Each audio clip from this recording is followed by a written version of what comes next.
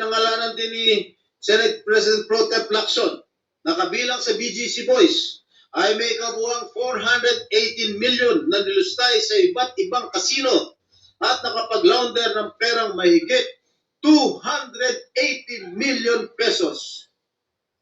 Kung nakakapagpatalo ng 10 milyon si Mr. Hernandez sa kasino, hindi na rin siguro nakapagtataka kung bakit hindi siya nalalayo sa mga diskaya pagdating sa paramihan ng koleksyon ng mga sasakyan. Nauna nang inamin ni Mr. Hernandez na siya at ang kanyang asawa na isang dating rank and file employee ng GSIS ay nagmamayari ng mga mamahalang sasakyan gaya ng Dodge Challenger, Toyota Supra at Lamborghini Urus Performante. Hindi ito karaniwang pag-aari ng isang empleyado ng gobyerno.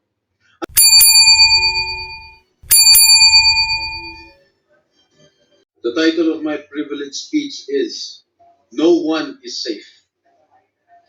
Mr. President, my distinguished colleagues, I rise today on a matter of personal and collective privilege. Yesterday, the aftermath of the Senate Blue Ribbon hearing we held last Monday, my name was viciously, maliciously, and intentionally dragged and attacked at the Tri-Committee hearing of the House of Representatives.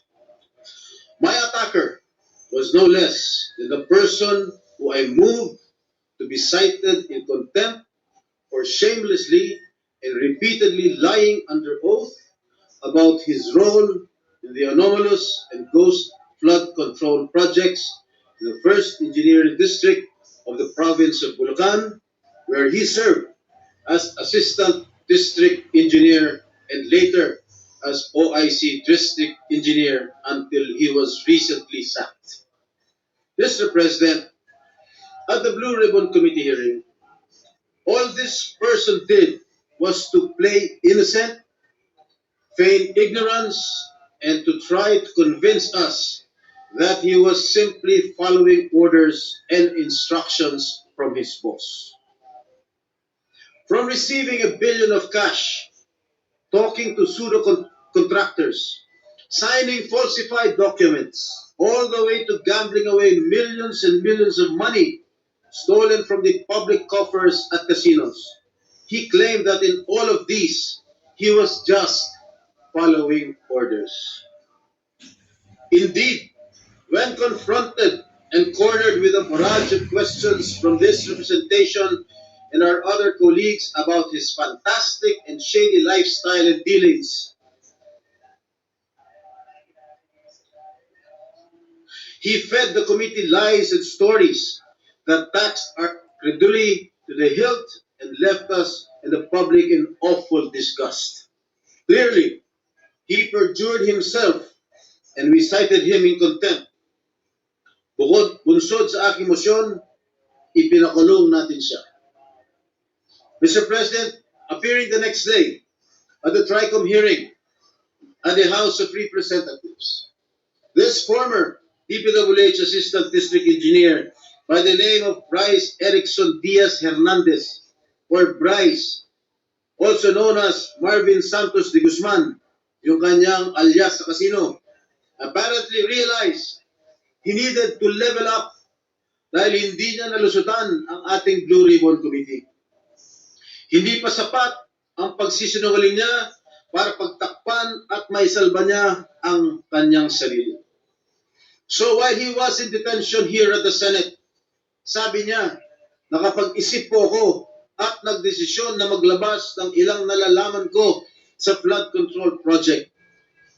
Tama po, sabi niya, tama po si Senator Lacson na ang mga engineers ng DPWH ay tila naging legman o bagman na lang.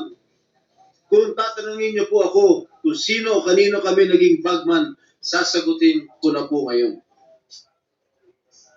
Nakapag-isip?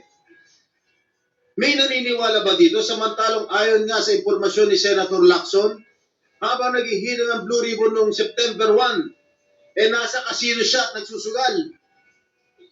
And then, lo and behold, During the TRICOM hearing, he then proceeded to take off from that remark jokingly addressed to me by Senator Marcoleta when Mr. Diskaya said that there were no senators involved. Ang sabi ni Senator Marcoleta, safe ka na. Mr. Hernandez said, sabi ni Senator Marcoleta kahapon, ligtas ka na. Hindi po ito totoo. Si Senator Jinggoy Ejercito Estrada, Senator Joel Villanueva, Yusek Robert Bernardo, at D.E. Alcantara. Si Sen Jinggoy po ay nagbaba ng 355 million ngayong 2025 sa mga ilang projects sa Bulacan at ang sabi po ng boss ko dito ay 30% ang commitment dito. Mr. President, this is a blatant lie. Isang malaking kasinungalingan. I wish I did not have to borrow your time in this privileged hour to demonstrate how crooked my accuser is. I know most of you have probably witnessed the proceedings in the investigations conducted by both houses of Congress where he has so far appeared. But I beg your indulgence in defense of my name, which Mr. Hernandez conveniently dragged to take the heat off him and his cable. A desperate attempt to divert attention away from the real issue, his own involvement in ghost projects and questionable dealings. Batay sa aking mga nakalap na sinumpaang salaysay ng ilan sa mga kawani ng DPWH at mga kasamahan ni Mr. Hernandez, malinaw na sangkot siya sa mga ghost projects sa Bulacan. Pinatotohanan ito ng hindi lamang isa, kundi 3 opisyal na nagsabing siya at si RJ Dumasig, Project Engineer 1 ng Bulacan, 1st District Engineering Office, ay kapwa kasangkot sa mga proyektong ito. Pinatotohanan din ito ni na John Michael Ramos, dating OIC ng Construction Section ng Bulacan, 1st District Engineering Office, Ernesto Galang, Hepe ng Planning and Design Section ng Parehong Distrito, at Norberto De Leon Santos, Hepe ng Quality Assurance Section.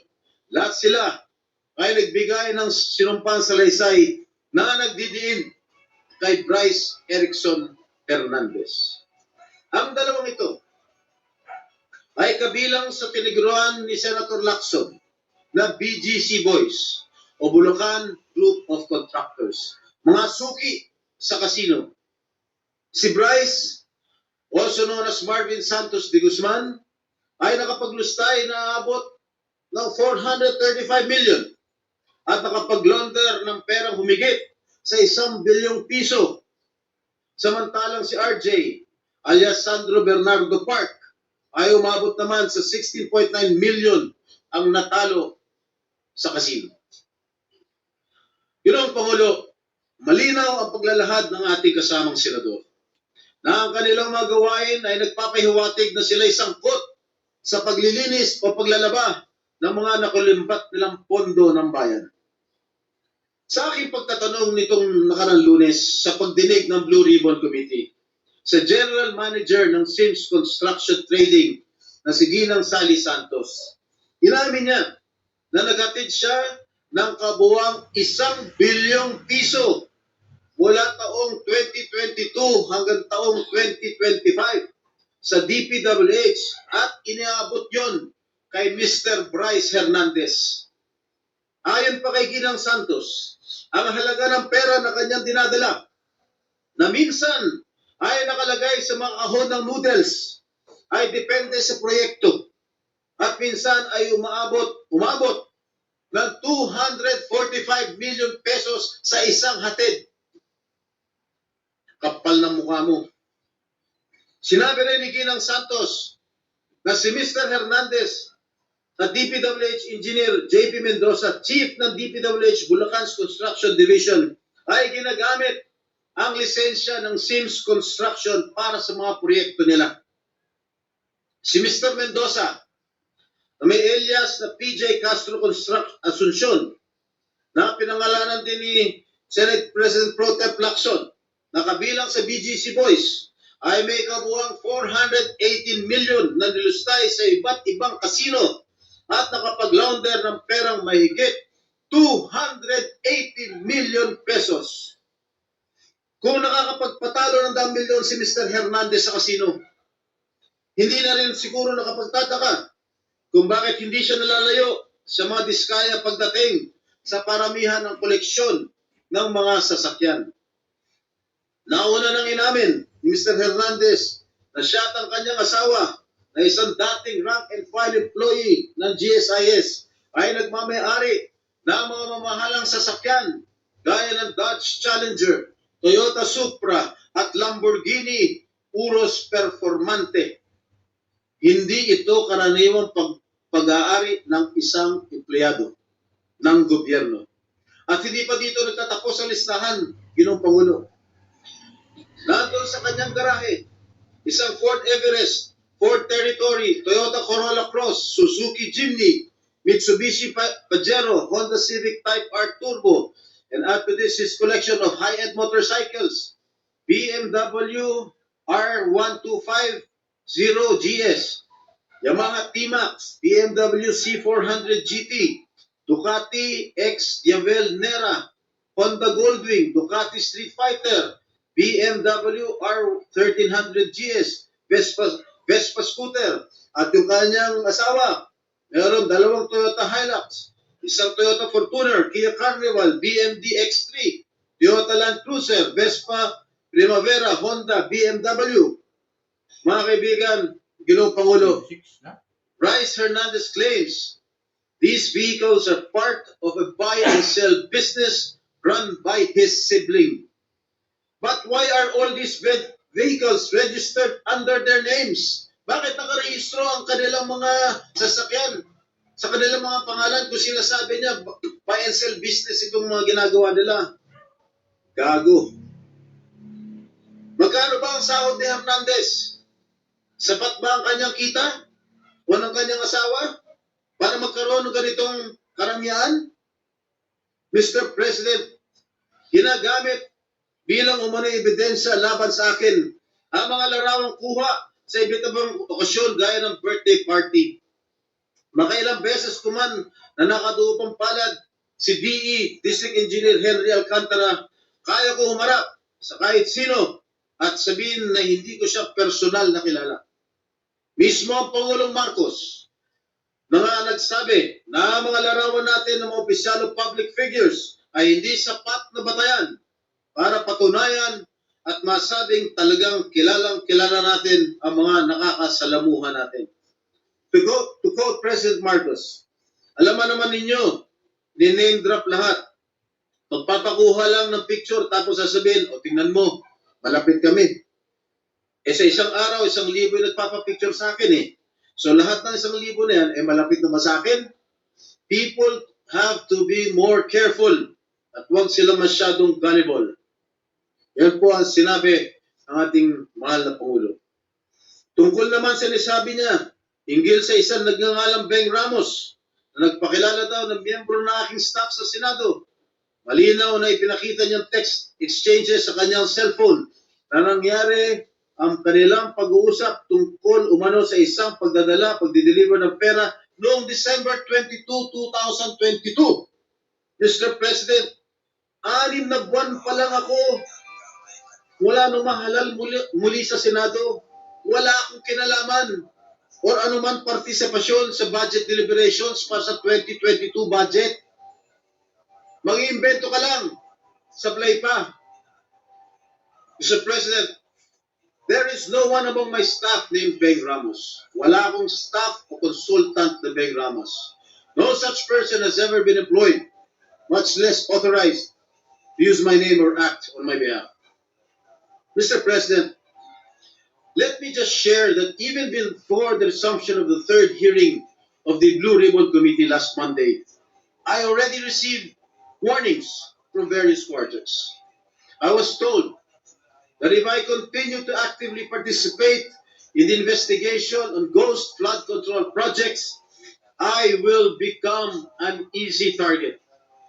An easy target, they say, because of accusations hurled against me in the past relating to the BIDAC issue.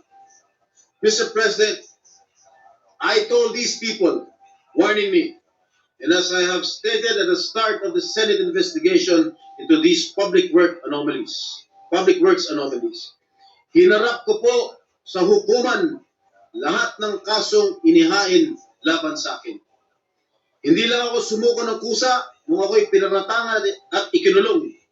Ako po'y nakipaglaban ng patas sa proseso ng batas at hustisya at naghintay ng matagal na panahon sa pagdating ng hatol sa mga kaso nito. Hindi po ako nawala. Hindi po ako nagtago.